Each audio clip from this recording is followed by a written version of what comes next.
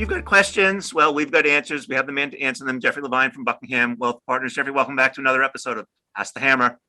It is great to be with you, Bob, as always. Great to have you. Great to have you because I've got a really interesting question. It goes like this. I like interesting questions. I know. I thought those are the best ones. Well, this one's a good one. It goes like this. I've read that some experts recommend that you cash out your IRA to pay off your mortgage. Thoughts? Sure. Well, you're right. That is an interesting one. I'll say this. First off, this is one of those every situation is different questions. So certainly don't take this as blanket advice. This is just general thoughts. High level, not in love with the idea for a few reasons. First off, when we take dollars out of a retirement account, obviously they're subject to income tax. Certainly if you're under 59 and a half, there would be an even more significant cost to this in that it probably triggers a 10% penalty as well. So that would make it even more cost prohibitive. But if you're over 59 and a half, there's still that income tax cost, as well as the fact that if you're paying off a mortgage today, you're probably paying off a debt that is not all that expensive. Now, it's fair to say that what you can get in a savings account or or even a treasury bond or something like that might still be significantly less than your mortgage. Maybe rates today 3.5. Most people, if they've refied and they have good credit, would certainly be under 4 still today.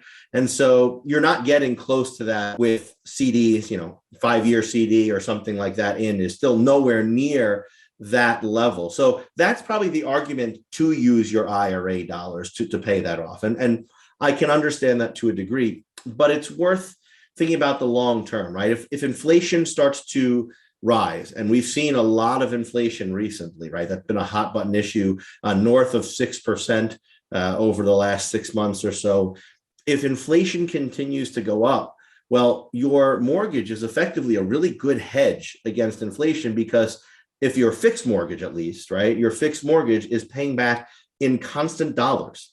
Doesn't matter what inflation does. And so as inflation continues to rise, you're paying back less and less in real dollars. The greater inflation is, the lower your real dollar payment is to your mortgage company. So it becomes a very good inflation hedge.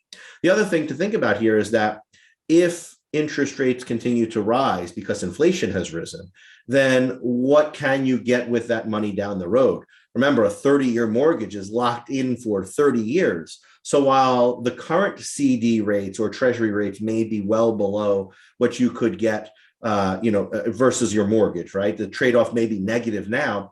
If inflation continues to rise a good degree, well, now maybe you can go get 5 or 6% down the road with a 5-year CD or whatnot, which now that looks like a pretty good deal. Continue to get a deduction maybe for your, for your mortgage interest, and make more with it. Again, these are a lot of ifs, ands, and buts, but I certainly would not also discount the fact that once you take money out of your IRA, it can't be, you're using it to pay off your mortgage. You're not converting it to a Roth. You're not making that future tax-free account for yourself. So overall, I would not be a big fan of this, but for some individuals in some limited circumstances, I can understand where it might make sense. Yeah, I mean, it seems like there's so many factors to consider. For instance, if what's the rate of appreciation on your house relative to perhaps if you're using the rate of appreciation on Index 500 that you might be investing in instead inside your IRA. I mean, there seems like